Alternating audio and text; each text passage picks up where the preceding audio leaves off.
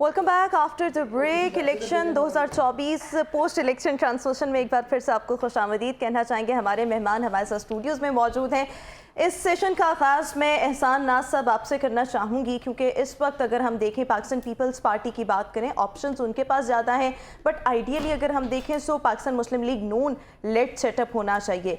आपको क्या लगता है, क्या इम्कानात हैं पाकिस्तान पीपल्स पार्टी के हवाले से या PMLN के हवाले से कि PMLN लेड सेटअप होगा या पाकिस्तान पीपल्स पार्टी लेड सेटअप होगा? क्योंकि दोनों जमातों की अगर बात करें, जिस तरीके से कैंपेन बिलावल भुट्टो जरदारी ने रन की, तो उसमें बड़ा आड़े हाथों जो है वो लेते रहे नवाज शरीफ साहब को, PMLN को। फिर दोनों के मंशूर में हमें बहुत ज़्यादा फ़र्क नज़र आता है। PMLN जो है वो प्राइवेटाइजेशन की बात करती है, पाकिस्तान पीपल्स पार्टी की बात करें सो पब्लिक प्राइवेट पार्टनरशिप की बात करती है, फिर रियल स्टेट टैक्स और फिर एग्रीकल्चर टैक्स। ये अगर हम देखें दोनों के मंशूर में बहुत फ़र्क है। अगर ये दोनों आपस में हाथ मिलाते हैं तो फिर क्या होने जा रहा है? असल बात यह है कि एक डिज़ाइन किया गया था पाकिस्तान में आइंदा हुकूमत का। ये जो 8 फरवरी को इलेक्शन हुए, उस डिज़ाइन में अल्लाह ताला ने कोई थोड़ा सा ना अपना खाता डाल दिया, जिसकी बुनियाद पर वो प्लान सारा तबाह हो गया, क्योंकि अवाम निकला ही धड़ाधड़ वोट डालने के लिए। वरना तो यही था कि जरदारी साहब प्रेसिडेंट, नवाज शरीफ वज़ीर आज़म और ये इकट्ठे थे। अच्छा, अब क्योंकि बिलावल भुट्टो ने कुछ बातें ऐसी कर दी, अब वो मुँह छुपाते फिर रहे हैं। अगर हम पीपल्स पार्टी, अगर हम नून के साथ मिलकर हुकूमत बनाएंगे। ये पहले नहीं पता था मुँह छुपाना पड़ सकता है, नज़र तो आ रहा था। मेरी गुजारिश ये है कि मैंने मुख्तलिफ प्रोग्रामों में उस वक्त भी यही कहा था कि ये दोनों इकट्ठे होंगे, ये लिख कर रख लें। और अब जो बात कल नवाज शरीफ साहब ने क्या की ये बात, अगर उनमें ये थोड़ी सी भी सूझबूझ होती तो वो जरदारी की बजाय ना वो सीधे जाते अडयाला जेल में और जाके मिलते इमरान खान को। इमरान खान जो गलतियां होंगी ख़त्म करो, आओ मिलकर हुकूमत बनाते हैं। तो ये था उनका बड़ापन। क्योंकि उनमें सियासी शऊर नहीं है, उन्होंने कभी भी वो सियासत की बात नहीं की जिससे आवाम को फ़ायदा। उन्होंने अपनी जेब को देखा है। अब देखो ये इलेक्शन थे, इलेक्शन में उन्होंने जिन जिन लोगों से पैसे लिए, टिकटों के पैसे लिए, जो पार्टी फंड के नाम पे पैसे लिए, वो 6-6.5 अरब रुपया हुए। वो 6.5 अरब रुपया उन्होंने पाकिस्तान में रखा, वो भी फ़ौरन भेज दिया वहाँ उसी ऐड में जिसमें वो ख़रीदे थे, वो महल ख़रीदे थे। बात सिर्फ एक होता है कौमी सियासतदान, एक होता है वक्ती सियासतदान। अब इमरान खान को ये कहते हैं कि सियासतदान नहीं है, इमरान खान लीडर है, वो सियासतदान नहीं है, क्योंकि वो बात करता है कौम की, वो बात करता है पाकिस्तान की, वो बात करता है इस्लाम की। अब देखो ना, अगर आप उसको इस वक्त पे 3 सज़ाएँ देते हैं और सबसे गंदी सज़ा आप उसे वो मियाँ बीवी वाले केस में देते हैं, तो कितना वोट का फ़र्क पड़ा। ये चाहते थे कि ये तीनों सज़ाएँ होंगी, वोटर मुतनफ़र होगा और वोटर बाहर नहीं निकले। उलट हो गया, नहीं निकले। लेकिन अल्लाह का निज़ाम है ना, ये उलट हो गया, उल्टी होगी सब तदबीरें। अब वो मियाँ साहब ये सोच रहे हैं कि अब मैं किस तरह भागूं, क्योंकि मेरे पास तो सीटें नहीं है।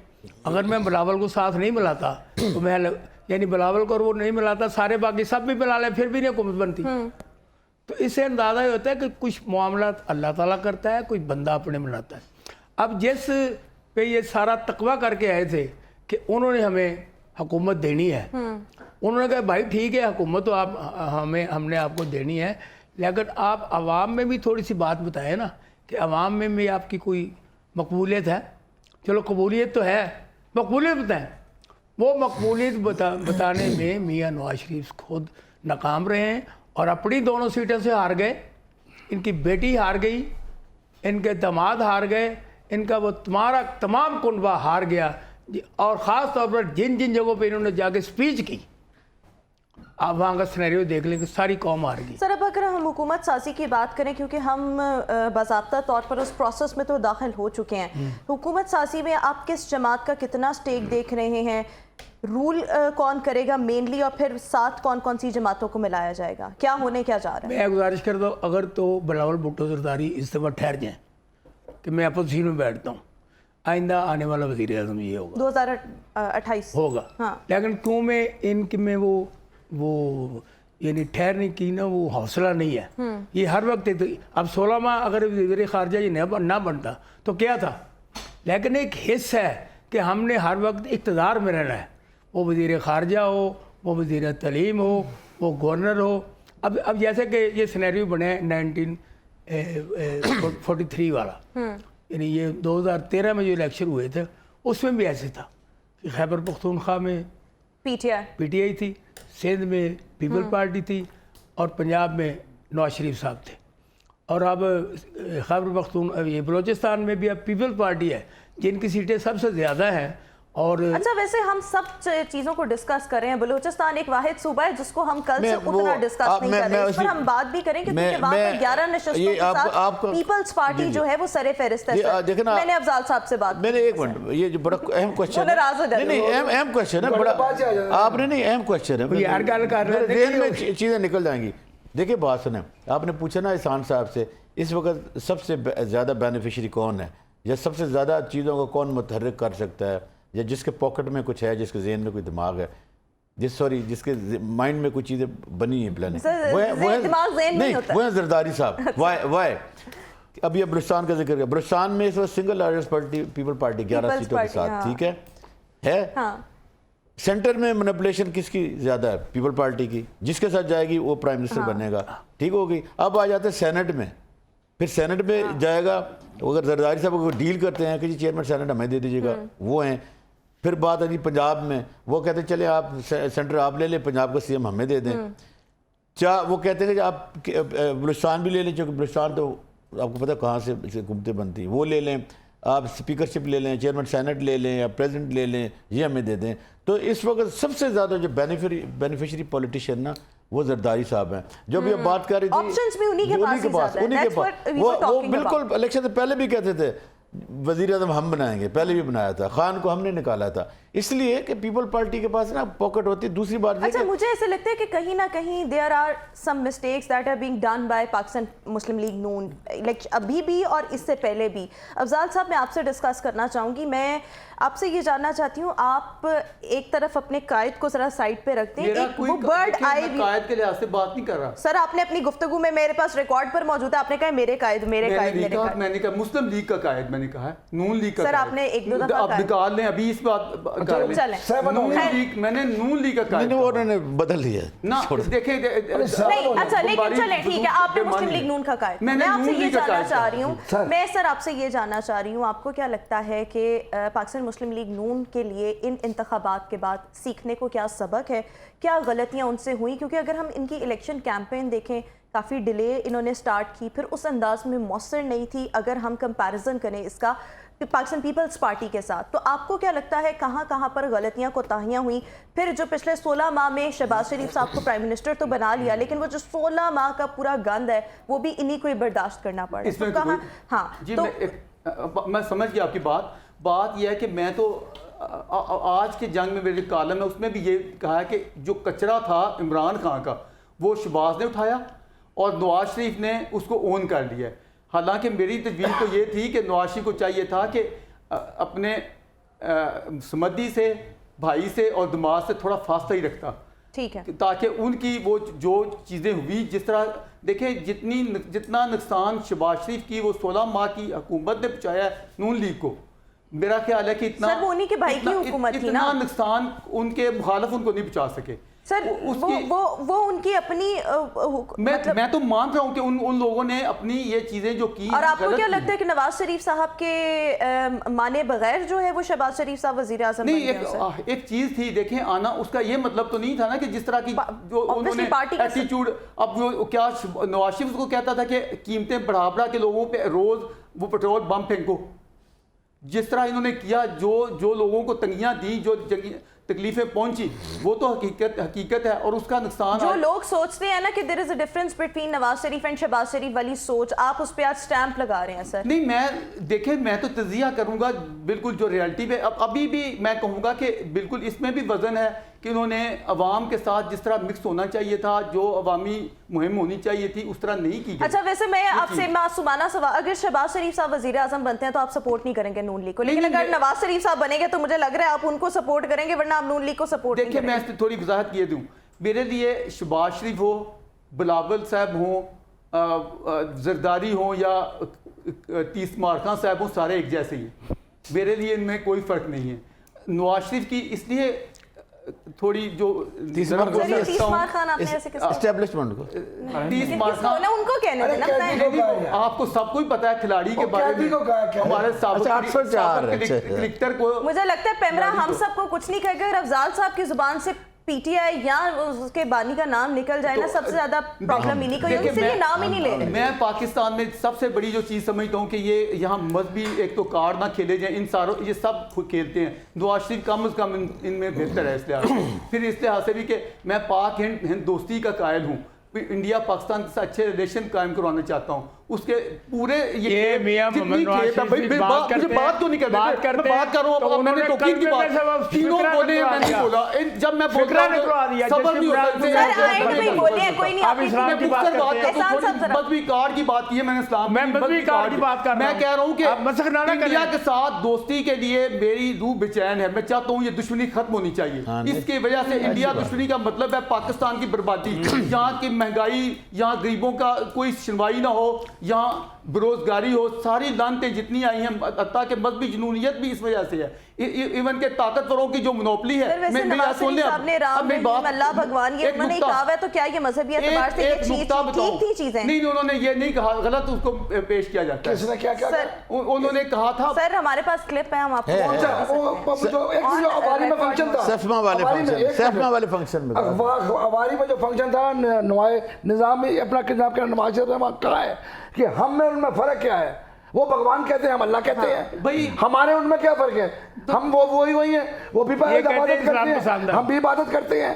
सब इंसान इंसानी रिश्ता है, हमारे वो भाइयों की तरह हैं। इसमें क्या आप बुत की पूजा करते हैं, आप काफिर कहते हैं। ये वो बूत है जो मेरे मजहबी खाना काबा में तोड़ मजहबी मुदाफरतें नहीं होनी चाहिए। पाकिस्तान को लिबरल बनने दें, आज के दौर के तकाज़ों को समझें, जुनूनियत को छोड़ें। ये हमें पता है कैसा मुसलमान करते हैं। अफजाल साहब मुझे वो मुसलमान, एक मिनट, अफजाल साहब चाहते हैं इंडियन के जो मुसलमान हैं, जैसे आमिर खान और ये जो हमारे हीरो हैं, सुबह को भगवान की पूजा करते हैं, साथ में कुरान पढ़ते हैं और घर से बाहर निकलते हैं। इन्ना लिल्लाहि व इन्ना इलैहि राजिऊन। बंदे का खुदा का मामला है, किसी और को हक नहीं। अच्छा सर मेरी बात सुने, आपको क्या लगता है कि गलतियां कहां पर हुई? मैं ये बाकी चीजें नहीं जान रही, आपको लगता है कोई गलती हुई? मैं कहता हूं कि इस वक्त जितना जो कुछ हो रहा है, सिनेरियो जो बना है, इसमें इल्जामात नहीं लगाने चाहिए दूसरों को। पीएमएलएन की सर गलतियां क्या सीखने को उनके पास क्या है? देखें, अब अच्छे भले इलेक्शन अच्छे हो गए, उनको भी कीड़े डाल रहे हैं ये लोग, और फलां जगह ये हो गया। सर मेरा सवाल है कि पाकिस्तान मुस्लिम लीग नून को क्या सीखने को मिला इस इलेक्शन से? गलतियां नहीं कोई, मैं समझता हूँ देखें, नून की कोई नाकामी नहीं है, ये कामयाबी है उनकी हुई कि उनको पूरा इतना बड़ा पंजाब सूबा उनकी हुकूमत बनने जा रही है बगैर किसी के कोऑर्डिनेशन के, तामन के। एक बात के बगैर जी। अच्छा। यानी पार्टी जो है नून लीग, उसकी गवर्नमेंट कायम होने जा रही है सबसे बड़े सूबे में जो पंजाब है। एक बात, ये कामयाबी नहीं है क्या? सेकंड सर, लेकिन अगर इस सिनेरियो में देखें जो आप कह रहे हैं जी हुकूमत बनने जा रही है, अगर एक सिनेरियो तो ये भी है पाकिस्तान पीपल्स पार्टी और पीटीआई के इंडिपेंडेंट इत्तेहाद कर लें, तो नवाज शरीफ साहब को तो फिर ऑपोजिशन में बैठना पड़ेगा। नहीं बनती वो अभी वो वैसे आप कैसे देखिए, पीटीआई के यहाँ जो जीते हैं पंजाब असेंबली में 10 हैं, तो बाकी डाल भी लें तो नहीं बनती उससे हुकूमत जो है। और आजादों के बारे में 135 अभी बल्कि 131 है। यही तो मुगालते हैं जो हमारे यहाँ आजाद का मुतल्लक समझ लिया गया कि जो आजाद हैं वो सारे वो शुतर बेमुहार हैं, उसी पार्टी के वो प्रेशर ग्रुप के मुतल्लिका हैं। ऐसी बात नहीं है। वो जो आजाद हैं उनमें बहुत बड़ी तादाद। अभी मैंने वो पीटीआई के साबिक जो एमएनए थे उनकी कोड किया उनको कि उन्होंने कहा 35 लोग हैं जो अपने तौर पे आजाद हैं, जिनका पीटीआई से कोई तल्लक ही नहीं। फैसल वाडा की बात कर रहे हैं जो कि जीएचक्यू की बात करता है, वहां जाके आता है, आके बात करता है। झूठा आदमी पीटीआई का एमएनए नहीं था और था ना, तो मैं क्या निकाल दिया उन्होंने। क्या जीएचक्यू से निकलता आके बोलता है, जीएचक्यू का काबिनेट बात साथी नहीं था। मतलब पूरी वो तो खत्म हो गया ना, रामदा दरगाह है वो। जो भी है अच्छा, मैं आपसे जानना चाहूंगी, जैसे आपकी शैतान तरफ आना पैदा करता है। चाहूंगी लेकिन मैडम, शेखुद्दीन साहब। ये तो हम मानती हैं कि सारे के सारे ना करें ना। पीटीआई के नहीं है, जो आजाद सारे हैं सारे उनके साथ- PTI अच्छा शेखुद्दीन साहब, आपको क्या लगता है, जिस तरह से मैं एहसान नाज साहब से भी मैंने यही सवाल करना चाहा था कि इस वक्त अगर हम देखें पाकिस्तान पीपल्स पार्टी, पाकिस्तान मुस्लिम लीग नून, पाकिस्तान पीपल्स पार्टी ज्यादा ऑप्शन मैं है, आज बात मंशूर समझ में में दोनों उस- के फर्क है, उसको क्या मैं इनके समझा दूं। दरमियान टफ डायलॉग नहीं हो सकता? आपको क्या लगता है टफ डायलॉग? मैं बताता हूँ, मैं समझ जाता हूँ। देखिए इस वक्त ना मुस्लिम लीग नून के पास पंजाब भी सही मानों में नहीं है, ठीक है। पीपल्स पार्टी के पास सिंध पूरा है, पीटीए के पास अपना वो पूरा है केपी, बलूचिस्तान के अंदर मखलूत है, लेकिन उसके अंदर जो टॉप ऑफ द लिस्ट है वो पाकिस्तान पीपी पीपल्स पार्टी। सो पीपी इस वक्त 2 जगहों पे मेन फैक्टर है, 2 सूबों में। वफाक के अंदर अगर आपने हुकूमत बनानी है तो बगैर पीपी नहीं बनती, तो लिहाजा पीपल्स पार्टी आ गई 3 जगह पे। पंजाब में अगर मुस्लिम लीग नून ने हुकूमत बनानी है तो वो जो 10 उनके जीते हैं ना, प्लस 2 खवातीन 12, 1 अकलियत 13, उनके वो 13 बंदे चाहिए। इसी पंजाब के अंदर जनाब भट्टू साहब को 17 सीटों के साथ हुकूमत दी थी बेनज़ीर ने, और वही 17 सीटों के साथ बाद में क्या नाम था अपना यार, आरफ नकई साहब वो बने। उसके बाद अब 10 सीटों के साथ परवेज इलाही साहब को बनाना पड़ा मियां इमरान खान को। तो ये जो सूरत हाल है, इसके अंदर अगर इनको मुस्लिम लीग नून को ऊपर चाहिए तो सूबा दे देना पीपल्स पार्टी को, फिर 10 सीटों के साथ नहीं देंगे, मर जाएंगे। क्या हो गया, चुनाव नहीं देंगे। नहीं देंगे। बात समझ आई आपकी? अब ये है सूरत हाल इस वक्त। ले ले ऊपर, वो मैं कहता हूँ सदर भी नहीं लेगा। आओ पंजाब में फिर इनके पास है 131, 129 है उनके सर अब पास आजाद, ज्यादा हो गई हैं, इनको तकरीबन 134 135 हो गई। 135 हो गई। पंजाब दोनों के अंदर- पास 135, पंजाब के अंदर इंडिपेंडेंट्स भी और PMLN। 297 जमा 66 खवातीन जमा 10 क्या कहते हैं अकलियत, ये बनती है 373। इसका मतलब है आपको 182 बंदे चाहिए। 82 बंदे इनके पास 182 नहीं है। नहीं है। अच्छा 182 तभी बनेंगे जब इनको 13 बंदे मिलेंगे। अच्छा शुएब साहब जो अब बात आगे जो मर्जी कर लो। शुएब साहब जो बात करें बड़ी इंपॉर्टेंट है। देखिए इस वक्त तमाम सिनेरियो का वो देखना, फ्यूचर में सभी लोग यही बात करेंगे। सबसे ज़्यादा फायदा ना तो पीटीआई को है। कैसे? देखिए पहली बात तो ये है कि जो अपोजिशन में होगा, ये सारी यार, दोस्तों इन्हीं के दरमियान ही एक है। मिनट, जो सर अपोजिशन असल में हम टर्न बाय टर्न आ रहे जो हैं ना, तो आपसे हाँ। सेशन का आगाज आपसे हुआ है। जो मुझे तो देखिए समझ जो नहीं आ रही। नहीं सेशन आपसे स्टार्ट हुआ था, अब एक एक सवाल जो करते इधर। Anti clockwise. अच्छा जो देखे जो पार्टी अपोजिशन में होगी सेंटर में, फ्यूचर उसका है। अब देखिए पीटीआई को क्या फायदा है? पीटीआई को फायदा है, एक तो फ्यूचर उसका है, उसका लीडर बाहर आएगा, लीड करेगा, अगला इलेक्शन जीतेगा। जब भी हो ये जो हुकूमत बनेगी सबसे कमजोर हुकूमत बनेगी 2018 से भी। तो फिर हमें वो धरनों की सियासत और ये सब कुछ नहीं ऐसा नहीं है। पीटीआई को क्या फायदा है? पीटीआई की पोजीशन बनने जा रही है केपी के में, बड़ा स्ट्रांग होल्ड है। पीटीआई का सबसे पहला वहां पे काम क्या होगा? पीटीआई का वहां पे इलेक्शन होगा, सिंबल वापस आएगा। उस इलेक्शन के बाद जाके वो कहेंगे जब आप अपना कर लें, पार्टियां ज्वाइन कर लें, तो पीटीआई की ज्वाइन करेंगे। फिर जो है कि जो जिन लोगों को भगाया गया है, घरों से बाहर हैं, वो आएंगे केपीके में रहेंगे, एंजॉय करेंगे, उनको अपना लीगल राइट मिलेगा। देखिए सारी की सारी चीज़ें, सियासतदान जो है ना काका नहीं होता, उसने खंगाला होता है। वो आके अपने पत्ते पहले शो नहीं करते, जैसे जरदारी साहब शो नहीं करते। इस तारीख में देखिए मुहतरमा जब शहीद हुई तो उन्होंने अपनी किताब में खात में क्या लिखा था? चौधरियों का नाम था कि नहीं था? जरदारी साहब आए तो उन्होंने मुफहमत के बादशाह ने काफ लीग के साथ मिलकर नायब वज़ीर आज़म बनाया, और फिर कहा कि नहीं यार ये लोगों ने क्वेश्चन भी किया और पीपल पार्टी के लोगों ने रिजेक्ट किया था, उसके बावजूद उन्होंने हुकूमत की। जरदारी साहब अगर आज भी इमरान खान मान जाएं तो पीटीआई के साथ कंफर्टेबल हैं। पीटीआई और बिलावल को जो मंशूर है थोड़ा थोड़ा बैलेंस है, फ्यूचरिस्टिक है, ऐसी बात नहीं है। सियासत में कभी भी मुज़ाकरात के दरवाजे बंद नहीं होते। बिलावल साहब ने खुलकर इजहार किया कि जो सियासी कैदी हैं हम हुकूमत में आएंगे उनको साथ रिहा करेंगे। ये अच्छी रवश है, अपने पत्ते खोलने चाहिए, विजन देना चाहिए। देखिए सबसे आला बात यह है कि जिसका मैंडेट है उसको तस्लीम करो और जो हुकूमत बने वो माजी की गलतियों से सबक सीखे, मुल्क के मसाइल को हल करने के लिए अपना विजन दे। लीडर विजनरी होता है, लीडर मिशनरी नहीं होता। फिर लीडर में पैशन होता है, वो अपनी जनरेशन को सोल्यूशन देता है। काश हमारे लीडर बने, सियासतदान ना बने। बातें बहुत अच्छी कर रहे हैं और ये हम सबको पता है, लेकिन होना भी चाहिए हमारा ना। सिस्टम है, ये इतनी अच्छी बातें जो हैं वो वहां पर इम्प्लीमेंट की जा सकती हैं। बिल्कुल की जा सकती हैं। सबसे पहले ये ऑल पार्टीज कॉन्फ्रेंस बुलाएं, उसमें एक मुक्तदर जो हल्का है, लेकिन कल की नवाज शरीफ साहब की का जो स्पीच थी उसके बाद मुझे नहीं लगता कि ऑल पार्टीज कॉन्फ्रेंस में वो नहीं किया एक ना। पार्टी को, मेरे ख्याल में बाकी जमातें होंगी, एक पार्टी जो अगर वो कहते कि इमरान खान की पार्टी बड़ी पार्टी हो कि हम उनके मैंडेट का एहतराम करते हैं, अल्लाह की कसम उनकी स्पीच को सारे लोग इशराते हैं। अच्छा, मैं आपकी तरफ आना चाहूँगी एहसान साहब, आप गिला भी कर रहे थे लेकिन हम वो चलते इस सीक्वेंस में है। बट बहरहाल एक अब से कुछ देर पहले खबर आई कि बानी पीटीआई और इसके साथ साथ अगर हम शाह महमूद कुरैशी साहब की बात करें, दोनों की जो है 9 मई के वाक़यात में ज़मानतें मंजूर 13 जमानतें। हाँ जी, तो उसके बाद अगर हम देखें परसों इंतखाबात का होना और ये ठीक दूसरे दिन जो है ये फैसले आ जाना, ये किस तरफ इशारा कर रहे हैं या ये इसको हम बड़ा रैंडम और कैजुअल कंसिडर करें? मेरी गुजारिश ये है कि ये तमाम बातें, अब एक बंदा जितनी मर्जी से जानते हो जाए, जब वो बाहर ही नहीं निकलता, वो अडाला जेल में है, तो उसका फ़ायदा क्या? अब ये ना सिर्फ वो एक चीज़ होती है कि भाई इसमें उस जमानत होगी, कुछ जितने केस हैं ना, किसी केस में कुछ नहीं है।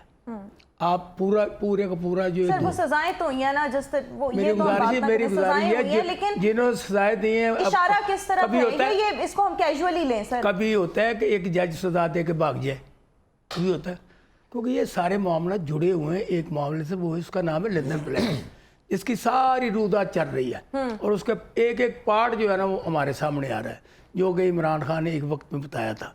अच्छा, रही की सूरत हाल ये कि इन सज़ाओं का असर, अब देखो ये सज़ाएँ हुई इनको दी, तो कितने लोग हैं जो इनकी वजह से वोट डालने नहीं गए। अब ये 2 सज़ाएँ जो उनकी ख़त्म कर दी गई, इनसे अवाम को क्या मिला? या तो इमरान खान शाह में कुरैशी बाहर आ जाए, इनके कंधे पे और वो जश्न मनाएं, ओके ठीक है, वेल एंड गुड, वरना ये सारा जो है ना वो ये चूहे बिल्ली का खेल है। बिल्कुल ठीक है, तमाम चीज़ें कैजुअल है। क्विकली आपसे जवाब चाहूँगी, फिर मैंने ब्रेक पर जाना। आपको क्या लगता है कि अभी जो भी हुकूमत आती है, मोस्ट लाइकली ऑब्वियसली PMLN की आएगी, इमरान खान साहब के लिए या PTI के लिए कोई नरमी की, कोई रिलीफ की पॉलिसी हो सकती है? आपको मुश्किलात में इजाफा होगा, मुश्किलात में इजाफा होगा, मुश्किलात में इजाफा होगा। हाँ, मुश्किलात में और अगले साल नवंबर तक, अगले ये अच्छा ठीक है ठीक है, मुश्किलात में इजाफा होगा अगले साल नवंबर तक, ये भी आपने एक इम्पॉर्टेंट बात की है। बहुत शुक्रिया एहसान नाज साहब आपका व्यूज़। अभी हम शो में एक ब्रेक शामिल करेंगे, आपसे मुलाकात करेंगे एक ब्रेक के बाद।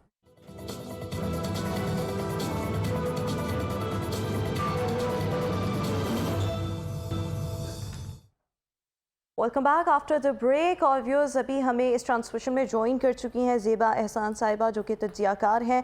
आपका भी बहुत शुक्रिया अदा करना चाहूँगी। इस हाफ में मैं गुफ्तगू का आगाज़ आपसे करना चाहूँगी। तमाम तर सिनेरियो में आपको क्या लगता है कि अगर हम पाकिस्तान तहरीक इंसाफ की बात करें तो इन्होंने इंतखाबात के दिन जो है वो अच्छा कम बैक किया, अच्छा फ़ाइट किया, लेकिन नून लीग और पाकिस्तान पीपल्स पार्टी की अगर हम बात करें, इनका आपस में कॉम्प्रोमाइज़ हम कैसा होता देख रहे हैं और दोनों में से कौन किसको टफ टाइम ज़्यादा देने की पोजीशन में है? पाकिस्तान पीपल्स पार्टी या नून लीग? बिस्मिल्लाहिर्रहमानिर्रहीम। बहुत शुक्रिया, बहुत मेहरबानी कि आपने मुझे मदऊ किया, एक ऐसे अहम मौका पे किया, अपने स्टूडियो में मदऊ किया। मैं आपकी बहुत ममनून हूँ। लेकिन पाकिस्तान में इस वक्त इलेक्शन हो चुका है। अल्लाह ताला की मेहरबानी से, नबी पाक सल्लल्लाहु अलैहि वसल्लम के वसादत से पूरे पाकिस्तान में PTI के हमायत याफ्ता आज़ाद उम्मीदवार जो हैं, जोक दर जोक कौमी असम्बली, पंजाब असम्बली और खैबर पख्तूनख्वा असम्बली और दीगर असम्बलियों के पहुँच कर अपना अपना वो काम करेंगे इंशाअल्लाह, और कौम व मुल्क की खिदमत करेंगे। जिन लोगों ने निगाहें बांधी हुई हैं कि हम इन आज़ाद उम्मीदवारों को शिकंजे में कर लेंगे, हम डोर डंगरों की तरह इनको ख़रीदेंगे और अपने कैंप में लेके आके वो मुंह की खाएंगे, क्योंकि ना इनमें कोई बिकने वाला है ना झुकने वाला है, और ये सब इमरान खान के सिपाही हैं। मैं समझती हूँ जो लोग भी मैडम सवाल मेरा आपसे कुछ और था। सवाल मेरा ये है कि नून लीग और मैं पाकिस्तान उसी पीपल्स तरफ आ रही पार्टी हूँ। जो है उनका कॉम्प्रोमाइज जो है वो कैसे होगा? मैं इसी तरफ आ रही हूँ। पाकिस्तान में तरीके इंसाफ में जो रहनुमा हैं, इन सब को इफ्तिताह करके वो अच्छे तरीके से इनके साथ वो हिसाब किताब, ये जरदारी साहब आए हुए हैं ना पाकिस्तान में, और तब से ही वो डील करना बहुत अच्छा तरीके से जानते हैं कि किसके साथ डील कैसे करनी है। वो कल से जब नवाज शरीफ साहब ने रात को तकरीर की, वो तो कल ही तकरीर करना चाह रहे थे जबकि रिजल्ट भी पूरा नहीं आया हुआ था। तब ही नवाज शरीफ साहब आके बताना चाहते थे कि हम कैंडिडेट हैं वजीर आजम के, और जो जहेज का सामान उन्होंने निशानात में आवाम को दिया, उसके बावजूद ही हमारे हाथ बांधने के बावजूद भी हमारे पीटीआई के कैंडिडेट ठीक है, आपका पॉइंट आ गया। अफजाल साहब मैं आपकी तरफ आना चाहूँगी। अगर हम इस वक्त देखें सो आईपीपी एक तरफ एमक्यूएम है, एक तरफ जेयूआईफे है। अगर पाकिस्तान मुस्लिम लीग नून इनको अपने साथ मिलाती है और पीपल्स पार्टी भी साथ मिल जाती है, वो 134 का जो मैजिक नंबर है वो कंप्लीट हो जाएगा। आपको क्या लगता है इसके नतीजे में कायम होने वाली जो हुकूमत है कितनी मुस्तहकम होगी या कमज़ोर हुकूमत जो है वो कायम होगी? देखिए, पहली बात तो यह है कि पीपी एक जमहूरी पार्टी है और इन दोनों का मैंने जैसे अभी कहा कि इश्तराक एक हिस्ट्री है, क्योंकि मोहतरमा बेनज़ीर भुट्टो का भी तकरीबन वही एहतराम है और उनकी जो पॉलिटिक्स थी वो फाहम तफ़हीम ही की थी। ये मुझे अच्छी तरह याद है कि मुशर्रफ के दौर में जब वो नवाज शरीफ बाइकआउट करना चाह रहे थे तो बीबी साहबा ने कहा था कि आप बाइकआउट ना करिएगा। हमने 85 में किया था और बड़ा नुकसान उठाया था। तो मेरा मकसद कहने का एक हिस्ट्री है। अभी बिलावल ने जो ज़ुबान इस्तेमाल की वाकई वो अफसोसनाक थी, लेकिन उसका जवाब नवाज शरीफ की तरफ से नहीं दिया गया। और दूसरी बात यह है कि जरदारी का अच्छा रिलेशन रहा इनके साथ वर्किंग पीछे भी। तो मैं ये इस बैकग्राउंड में मैं ये समझता हूँ कि अभी इनका अगर आपस में कोऑर्डिनेशन होती है तो एक वायबल है और चल सकती है, गवर्नमेंट बन सकती है और मजबूत होगी या कमज़ोर हुकूमत होगी? सेटअप कैसा होगा? इस लिहाज से तो मैं अब क्या कह सकता हूँ कि जो हमारे यहाँ पार्टियों की खींचातानी होती है, जिस तरह उनको काबू कर रखना, उनको उनकी ख्वाहिशों को पूरा करना मुश्किल होता है। तो ये जो भी गवर्नमेंट बनेगी, बहरहाल मैं ये साफ कहूँगा कि वो एक कमज़ोर और नातवां गवर्नमेंट होगी। और PDM 2 जो है वो सेटअप होगा, PDM 2 नहीं, उसमें देखिए ये अकेले नहीं होंगे। ज़ाहिर है कि उसमें जो उनके एक इत्तेहादी के तौर पे पहले भी पीछे रहे हैं MQM वाले भी, उनकी भी 17 सीटें तो आ चुकी हैं। मौलाना फजल की भी सीटें कुछ हैं, कुछ दो सीटें जेयूआईफे की हैं, 2 ही इस्तेकाम पाकिस्तान पार्टी की। मेरा ख्याल है कि अच्छी खासी तादाद जो है जो आज़ाद बने हैं, जो पीटी के अलावा भी तो आज़ाद हैं। अब इसमें अभी कंफ्यूजन है, मेरा ख्याल आपको भी क्लियर नहीं है कि कितने, नहीं ज्यादा मेजॉरिटी तो उन्हीं की है, लेकिन हाँ दूसरे आज़ाद, यानी इस पे मैंने देखा है कि लोग ना बड़ी अजीब तरीके से जो पीटी के हमाती हैं वो कहेंगे कि जी सारे के सारे ही आज़ाद हमारे हैं। जो मुखालफ हैं, जैसे मैंने अभी बयान किया, तो सारों को गुस्सा लगा कि वो 35 का क्यों कहा। तो बात यह है कि अभी उसमें क्लियरेंस नहीं है कि वो, लेकिन आपके ख्याल में एक कमज़ोर हुकूमत जो है वो कायम होने जा रही है। शेबुद्दीन साहब, मैं आपकी तरफ आना चाहूँगी। यही सवाल जो मैंने ज़ेबा साहिबा से भी किया था, लेकिन मुझे जवाब अनफॉर्चुनेटली नहीं मिल सका। मैं आपकी तरफ ये सवाल जो है उसको थ्रो करना चाहूँगी कि आपको क्या लगता है कि इस वक्त पाकिस्तान पीपल्स पार्टी PMLN को अगर हम देखें, किस तरह से इनका कॉम्प्रोमाइज़ हो सकता है और इसमें ज़्यादा जो टफ टाइम है वो कौन सी जमात किसको दे सकती है? पाकिस्तान पीपल्स पार्टी नून लीग को या नून लीग पीपल्स पार्टी को टफ टाइम जो है वो दे सकती है? एक बात याद रखिएगा, पीपल्स पार्टी और मुस्लिम लीग नून का लव एंड हेट का रिश्ता है। ठीक है, पीपल्स पार्टी को ज़ियाउल हक साहब ने ख़त्म करना था, लिहाजा उन्होंने एक गैर जमाती इलेक्शन करा के एक जमात बनवाई थी जो मुस्लिम लीग के नाम से बनी, क्योंकि ये किंग्स पार्टी है। मुस्लिम लीग जो है ना, ये एक अवामी पार्टी नहीं है, ये किंग्स पार्टी है। ये उनके साथ ही चलती है, ख़ास तौर से फौजियों के साथ जरूर चलती है। वो जमात बनाई, जमात को जब खड़ा किया तो ये दाएं बाजू की जमात कहलाई और बाएं बाजू वाली पीपल्स पार्टी थी। तो ये एंटी पीपल्स पार्टी, सर ये तो हमारी एक हिस्ट्री है ना, ये हिस्ट्री है। उसके बाद नहीं, मैं ये नहीं कह रहा, मैं कुछ बता रहा हूँ। PPP को मारना था, PMLN आई, PMLN को मारना था जी, अब PTI को पैदा किया गया। अब फिर हम IPPP देखते हैं और कुछ और कह रहा जी जी। लेकिन उसके बाद ये लव एंड हेट का रिश्ता 97-99 में आके दोबारा बाहर इकट्ठे हुए तो फिर इन्होंने वहाँ पे मिसाक जमहूरियत किया। चार्टर ऑफ डेमोक्रेसी, उस चार्टर डेमोक्रेसी पे विद इन ईयर इन्होंने खुद ही लात मार दी दोनों ने। लेकिन उसके बावजूद ये जब जरूरत पड़ती है तो इकट्ठे हो जाते हैं, बिल्कुल। जब इक़्तिदार में आते हैं तो फिर दूसरों को गालियां देते हैं कि मैं तुम्हें सड़कों पे घसीटूंगा, मैं तुम्हारा पेट फाड़ दूंगा, तुम जो सर पीटीआई वाले भी जो हैं वो इस वक्त पाकिस्तान पीपल्स पार्टी के लिए सॉफ्ट कॉर्नर रखते हैं। किसके लिए? पीपल्स पार्टी के लिए। नहीं, वो जो कैद में बैठा हुआ को मिल जाए तो मुझे बताइएगा। नहीं मिले, मुमकिन नहीं मिलेंगे है, नहीं, लेकिन सॉफ्ट कॉर्नर तो है। उसकी सियासत खत्म हो जाएगी जिस दिन वो कंप्रोमाइज। मेरे जैसे बूढ़े वोटर नहीं है, ये आजकल के इस 21वीं सदी के बच्चे हैं जो इस सदी में पैदा हुए हैं, वो वोटर है। 2.5 करोड़ वोटर है, ये 3.25 करोड़ जो अब आया है, उनको आप कहाँ लेके जाएंगी? 1 करोड़ और 68 लाख वोटर तो 2018 में था। 2018 में वो था जो पिछली सदी के एंड पे पैदा हुआ था, वो 18 में वोटर बना था। अब तो वो है जो पैदा ही सदी में हुए हैं, गूगल की पैदावार है, सोशल मीडिया पे चलते हैं, वो गालियां देंगे इसको, वो कहेंगे भाई कैद में रहो। ठीक है, लेकिन वो ये जो गलती मेरा नहीं सवाल करेगा। था, टफ टाइम कौन सी जमात किसको दे सकती है? इस वक्त तक नजर आ रहा है कि जो मेहरबान बैठे हैं उन्होंने एक हैट उठाना है और अंदर से एक बिल्ला बिल्ली निकलेंगे। नवाज शरीफ साहब साथ में बिलावल साहब इकट्ठे चलेंगे दोनों। देखें, मैंने आप वजीर मेरी आज़म एक छोटी सी जो है वो जो नवाज भी शरीफ हो, साहब, मतलब ये एक टोपी के अंदर बिलावल बरामद- भुट्टो साहब फिर एक वजीर ही होंगे। मैडम नहीं, मैंने उससे पहले बताया कि उनकी शर्त है दोबारा वजीर कि मैं खारजा क्या मैं क्या मैं पंजाब लेना है या वफाक लेना है। नवाज शरीफ साहब ने बेटी को वज़ीर आला बनाना है, बिल्कुल, या ऊपर लेके जाना है। ये चीजें अभी होनी ये है हकीकत तय। है। ये गिव एंड टेक बहुत खौफनाक है जो आप अभी देख नहीं रहे। ये आपको अनकरीब पता इस चलेगा। इलेक्शन देखिए बात ने इस इलेक्शन ने नए ट्रेंड सेट किए हैं। अभी आने वाले दिनों में ना, क्या नए ट्रेंड्स थे? बताने लगो ना, अभी आने वाले दिनों में वो लोग जो जिनके चैनलों पर कदम लगाई गई थी और अपने मनपसंद एनालिस्ट को बिठाया गया था, अब वो सिनेरियो बदलेगा, फेयरनेस आ गई। इसलिए जो भी हुकूमत बनेगी कम से कम एक जमहूरी हुकूमत तो बनेगी, तमाम बुरे हालात के बावजूद। जैसे हम कहते हैं कि डेमोक्रेसी इज द बेस्ट। लेकिन 2018 के बाद अगर हम देखें तो पाकिस्तान तहरीक-ए-इंसाफ ने जिस कदर प्रॉब्लम्स जो है मीडिया के लिए खड़े की, वो भी सबके सामने है। किस तरीके से जो सपोर्ट की वो बात है। मैं बड़ी अहम बात जनाब नवाज शरीफ साहब ने जंग को ताला लगा दिया था। सर वो यही बात है ना कि ये दोनों तरफ है, हम किसी एक को माइनस नहीं कर सकते। सुन तो लें क्या क्या अहम होने जा रहा है।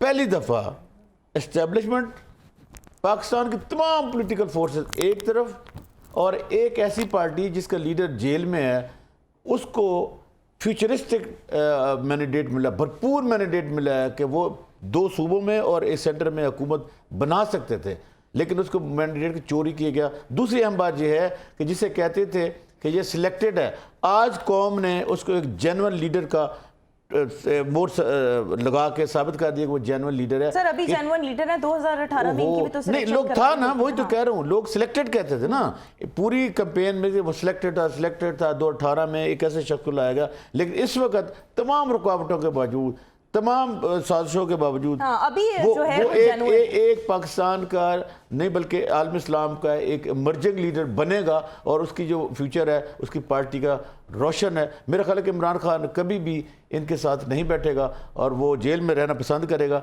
लेकिन फ्यूचर उसकी पार्टी का है। हमने घूम फिर के भी देखा है, जो यूथ है, हम स्कूलों में गए हैं, जो 8 साल 10 साल 12 साल का बच्चा, मतलब जिसका 10 साल बाद जाके शनाख्ती कार्ड बनेगा, इमरान खान के पास अंदर 20 साल के लिए एक ऐसा वोटर कैडर आ गया जो पाकिस्तान में बेहतरी की तरफ जाएगा। और मेरे ख्याल है अगर मैं इसी वोटर की बात अफजाल साहब आपसे करना चाहूँगी, अगर हम इसी वोटर को देखें, आपको नहीं लगता कि बड़े अच्छे अंदाज में, मौसर अंदाज में जो है वो सोशल मीडिया के ज़रिए और फिर अपनी भी एफर्ट्स के ज़रिए पाकिस्तान तहरीक-ए-इंसाफ ने हमेशा से यूथ के साथ अपना जो कनेक्शन है उसको बड़ा बिल्डअप किया, बड़ा स्ट्रॉन्ग किया। लेकिन अगर हम इसके बरक्स पाकिस्तान मुस्लिम लीग नून को देखें, सो यूथ को जो है वो उन्होंने कभी भी इंगेज नहीं किया। और अभी भी अगर हम पाकिस्तान मुस्लिम लीग नून का वोटर देखें तो यूथ यंगस्टर्स जो हैं वो उनके वोट बैंक का हिस्सा नहीं है।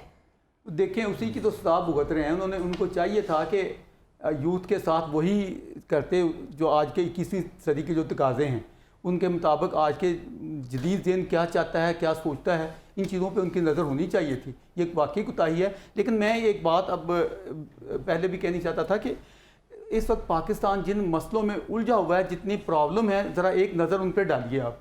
उसके बाद हमें ये सारी चीज़ें हौली लगेंगी और हम ये चाहेंगे कि कम अज़ कम और नहीं तो नून लीग और पीपी आपस में इस हद तक चले जाएं कि ये पंजाब में भी उनको अकोमोडेट एक दूसरे करें, वो सिंध में इनको करें, यानी इनका सिर्फ वफाक में नहीं होना चाहिए, मिलजुल के इस तरह के हमने मुल्क को बचाना है, मुल्क को इस झंझल से, इस जहाँ पताल में गिरा पड़ा है या दलदल में उलझा हुआ है, ये इससे निकालना है। ये सोच रख के ये आपस में कोऑर्डिनेशन करें तो काफ़ी बेहतरी आ सकती है। अच्छा, जब शेख साहब मैं आपकी तरफ आना नहीं, एक मिनट, जब ऐसी सोच हो, मुझे बताएं कि पाकिस्तान जिन मिसाइल में घिरा हो और एक बंदा जो अपने आप को फ्यूचरिस्ट लीडर का, जब मैं सिटिंग प्राइम मिनिस्टर हूँ, शहबाज ने आपके लिए लैपटॉप खरीद लिए हैं, मुझे ये बताएं लैपटॉप देने से आईटी में क्या आता है, कोई इनकलाब आता है? आईटी का इनकलाब आता है एजुकेशन के जरिए। आप कहें कि हम आईटी के लिए इंस्टीट्यूट बनाएंगे और फ्यूचर में हम 2 करोड़ लोगों को आईटी का एक्सपर्ट बनाएंगे, लैपटॉप देंगे। ये सियासी रिश्वत होती है, ये नवाज शरीफ, इमरान, जरदारी के या किसी और के बाप का पैसा नहीं है, ये कौम का पैसा है। मेरे पैसे को आप कह रहे हैं कि शहबाज शरीफ, जिसको भी मैंडेट भी नहीं मिला, लैपटॉप खरीद लिए हैं। कहाँ से खरीद लिए हैं? ये फैमिली बताए क्या हमारे लूटे हुए, कौम के लूटे हुए पैसे से एक इंस्टीट्यूट बना दें और बताएं कि हमने ये कौम के लिए बनाया है अपने पल्ले से। इमरान खान तो कह सकता है कि जी मैंने एफर्ट से कौम के पल्ले से आपको इंस्टीट्यूट बना के दिए हैं। हम कोई इमरान खान की जहाँ पर बैठकर वो तारीफें नहीं, पुल नहीं बांध रहे, उसमें बहुत सारी खामियाँ होंगी, हर इंसान में होती हैं, लेकिन इसको कहना कि शहबाज शरीफ ने आपके लिए लैपटॉप खरीद रहे हैं, आपको पॉलिटिकल जलसे में नहीं खड़े, आप तो कह रहे हैं कि मैं फ्यूचर का प्राइम मिनिस्टर हूँ, लेकिन देखे ना ये कौम बड़ी बाशऊर कौम है। इसको अगर आज लीडर मिल जाए, ये दुनिया की बेस्ट कॉम बनेगी, इसलिए कि दुनिया के टॉप पे, पिछले 70-72 सुने दुनिया के टॉप इंस्टीट्यूशन में पाकिस्तानी जो लोग ना सर्व कर रहे हैं, इसलिए कि यहाँ बेहतर आदमी को मौके ही नहीं मिलते। आप अगर फेयर एनालिसिस करें तो आप कहेंगे हेलो अस्सलाम वालेकुम, ये जो रुखाम है इसको ना कल वो फेयर कर दें। सर ऐसे थोड़ी होता है, ये पाकिस्तान है सर, ये कोई जंगल का कानून थोड़ी होता है। लोगों ने मैंडेट दिया, उसको एक्सेप्ट करें। लेकिन अगर हम 2018 में भी देखें तो मैं तारीफ करूंगा भी बहुत से सहाफ़ियों को ऑफर किया गया, बिल्कुल किया गलत है, मैं कहता हूँ गलत है, बिल्कुल गलत है। जब तक मीडिया आपका आज़ाद नहीं होता ना, उस वक्त तक, जब मीडिया और अदालतें आज़ाद नहीं होती ना, आपका मुल्क तरक्की ही नहीं कर सकता। मैं ना आखिरी बात, मैं आपके प्रोग्राम के साथ हम सभी ख्वाजा साद रफ़ीक साहब को अप्रिशिएट करते हैं कि उन्होंने सियासत में अपना एक अच्छा अखलाकी मकाम पैदा किया है। उन्होंने खोसा साहब को न सिर्फ फ़ोन किया है बल्कि आपके चैनल पे ट्वीट किया है कि मैं खोसा साहब को मुबारकबाद देता हूँ, मैं इलेक्शन हार गया हूँ और जो कौम ने मैंने डेट दिया है मैं उसके आगे सर करता हूँ। ये ऐसे कोई नहीं कहता। इतनी वज़ादारी, एक मिनट, इतनी वज़ादारी मेरे समेत किसी इंसान में नहीं है और ये एक अच्छी रवश है। ये वज़ादारी हार को में भी आनी चाहिए थी। और यार ऐसे नहीं कहते, नहीं देखे ना, हमें जिस तरीके से इलेक्शन में इन होने की इजाजत मिली, ना कैंपेन की इजाजत दी गई, ना स्टिकर लगाने की इजाजत दी गई, ना कॉन्फ्रेंस करने की इजाजत दी गई। आप जब कोई इलेक्शन में आते हो तो आपको बहुत सारी कैंपेन करनी पड़ती है, जो सिर्फ 2 पार्टियों को इजाजत दी गई, पीपल्स पार्टी और नून लीग को। उसके बावजूद भी हमारे सिपाही निकले घरों से और निकल के उन्होंने अपनी पीटीआई को कामयाब किया और इंशाल्लाह आने वाले वक्त में एक नाम पैदा होगा। शुएब साहब, मैं आपकी तरफ आना चाहूँगी। आपको क्या लगता है कि इन इंतखाबात के नतीजे में कायम होने वाली हुकूमत के लिए सबसे बड़े चैलेंजेस जो हैं वो आते ही क्या होंगे? क्योंकि मार्च में हमने IMF के पास दोबारा से जाना है और फिर जो दीगर मामलात हैं, सो जो भी हुकूमत आती है, अब ज़रा हम उससे निकल आते हैं पाकिस्तान तहरीक इंसाफ, मुस्लिम लीग, नून पीपल्स पार्टी। चैलेंजेस बताइएगा। चैलेंजेस हैं वो सारे इन्हीं दोनों पार्टियों की वजह से पैदा हुए हैं जो कि इक़्तिदार में आ रही हैं। पिछले 70 साल से यही हो रहा है ना। उसका जो सबसे बड़ी वजह है ना, वो IPPs के वो मायदे हैं जो रुहमा ने, इन्होंने, मैंने, एहसान साहब ने, ज़ेबा बीबी ने अपने नाम से नहीं किए, अपने गैर मुल्की पार्टनर्स के नाम से किए। और वो बिजली जो बांग्लादेश में 2.5 सेंट में बिकी, वो हमने 7 सेंट में खरीदी। और वहाँ पे वो पैसे उन्होंने टके में देने हैं, हम उन्हें डॉलर्स में दे रहे हैं। अब वो आज इतना बड़ा वो बोझ बन गया है कि आपका पाकिस्तान उस बोझ के नीचे दब के तबाह हो चुका है। आप उसके लिए हर थोड़े अरसे बाद IMF के पास जाते हैं। IMF को तो मौका मिला हुआ है कि एक एटमी मुसलमान मुल्क है जो उसकी टांग के नीचे, घुटने के नीचे दबा हुआ है। तो IMF इसके अलावा कौन कौन से और मसाइल, चैलेंजेस जो हैं वो हैं? 74-75 अरब डॉलर आपको इस साल में 34 अरब डॉलर देना है। सबसे बड़ा चैलेंज आपको जो बाहर से मईशत के हवाले से स्टेबिलिटी आप देख रहे हैं? नहीं है। कौन करेगा मैशत के हवाले बात से? ये देखिए, आप क्या कोई चीज लेबर बननी है कैसे ना, होगा? आप क्या कोई भी चीज बनानी है या आपने बाहर भेजनी है, तो जब तक आप उसको मार्केट के अंदर कंफर्टेबल नहीं होंगे, इंडिया अपनी 7 रुपए की सेंट की बिजली के साथ है, वो चीज बना रहा है 200 रुपए की। आप 50 रुपए के साथ, 1 यूनिट की बिजली के साथ वो चीज बना रहे हैं 600 रुपए की। यानी कि आपको लगता है कमजोर हुकूमत, एक कमजोर सेटअप और मईशत भी कमजोर होगी और ऑब्वियसली चैलेंजेस जो हैं बेशुमार होंगे, तो प्रॉब्लम्स जो हैं वो खत्म होने का मुल्क के लाते थे 25 करोड़ आवाम, आने वाले इस 25 करोड़ आवाम के बच्चे 3 लाख के बकरूज हैं। क्या कर्जा मैंने और हमारी कौम ने लिया? हमारे हमारे नाम का जो, अगर हम बात करें इलेक्शन जिन्होंने चैलेंज किया, अकबर एस बाबर साहब को पता लगा किधर से इलेक्शन जीते हैं सर? वहीं से नहीं, उन्होंने कहा से जो बंदा लड़ा ही नहीं है। देखना क्यों नहीं लड़े? वो तो सर उसको जो मैंडेट दिया गया था तो आपने रोड़ा डाला, ऐसे होता है सर। वो कह रहे हैं सड़क पे घूम के दिखाते हैं, बिल्कुल ठीक हो गया। आपको भी क्या लगता है कि चैलेंज जो है वो मईशत जो है वो देखिए प्रॉब्लम्स जो है इस वक्त जो सबसे बड़ा मसला है, मेरा एक जुमला ले इस वक्त जो पाकिस्तान का सबसे बड़ा मसला है वो मईशत है। और वो आपको लगता है कि अभी हुकूमत के नतीजे में भी मईशत जो है उसको सहारा नहीं मिलेगा? जिस हुकूमत ने अपना आगाज ही कंट्रोवर्सी से किया, आज वो कहते हैं कि पाकिस्तान अगर मुस्लिम लीग इक़्तिदार में आई तो सबसे पहले तमाम पॉलिटिक्स पार्टी को दावत देगी कि मिसाक मईशत करो, और हम तमाम सियासी पार्टियों को अपने तमाम पिछले भूल के आगे चलने के तैयार हैं। ऐसा मैं नहीं मिला, सॉरी। ऑब्वियसली जिनकी ऑब्वियसली मेजॉरिटी है। सर आपका आखिरी जुमला है। हाँ। लाहौर में एक साहब जीते हैं 1,74,000 वोट लेके। लाहौर उनका नाम है ओन चौधरी साहब। ओन चौधरी साहब। हाँ, मैं लौलिया हूँ, मैं आज 65 साल का हो चुका। ऐसे ना करें, उनका नाम है कौन चौधरी साहब। मैं 65 साल का हो चुका हूँ। स्टूडेंट पॉलिटिक्स उस दौर में जब हम सुरखे वर्सेस जमातियाँ लड़ा करते थे 70 तब की है।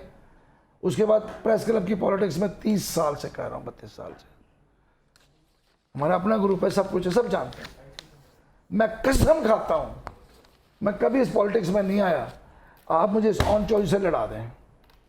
मैं, आपने देखा मैं वॉकर पे आया हूँ, मैं अपनी व्हील चेयर के साथ इसको वहां मारूंगा, इसकी जमानत जब्त करा दूंगा। बिल्कुल ठीक हो गया। 6 बजे से पहले हार रहे थे। बिल्कुल ठीक हो गया। बहुत बहुत शुक्रिया। अब्दुल्ला मलिक साहब आपका बहुत शुक्रिया, आपका भी शुएब साहब बहुत शुक्रिया, अफजाल साहब आपका भी बहुत शुक्रिया, मैडम आपका भी बहुत शुक्रिया। व्यूअर्स इसी के साथ मुझे दीजिए इजाजत। अल्लाह हाफिज।